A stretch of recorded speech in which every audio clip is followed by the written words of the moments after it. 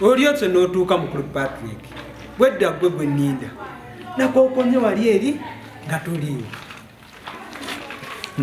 kale wange ng'oyagalawo ki nga waliwo ensonga ze twagala tutuulemu waneeno.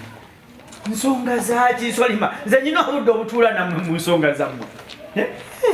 nze mbeera bize essaawa yonna sirina budde busobola kutuula mu nsonga zammwe my friend olulala mpanga ku kitiibwa. Ensonga esooka mukulu Patrick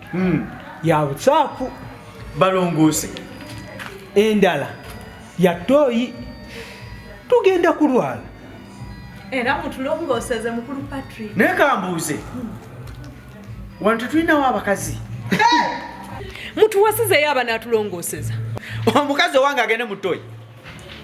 alongoose ate mwagirongoosa avaako ki owange namwe temutulekanira mutumalako emirembe nalekanira wanono nalekanira wali namwe mutulekemu mutuweeko ku mirembe. naye swabula nawe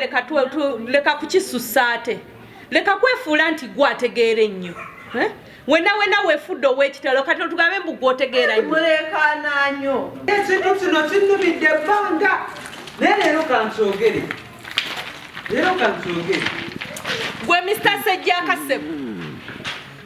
tukooya akamanyiiroko wano musajja gwerekerawo tumanyiira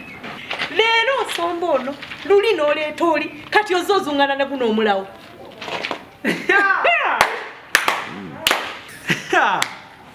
bukookolo bugeyaŋŋana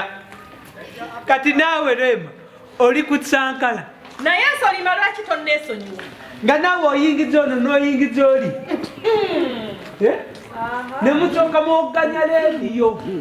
ne mubeeranga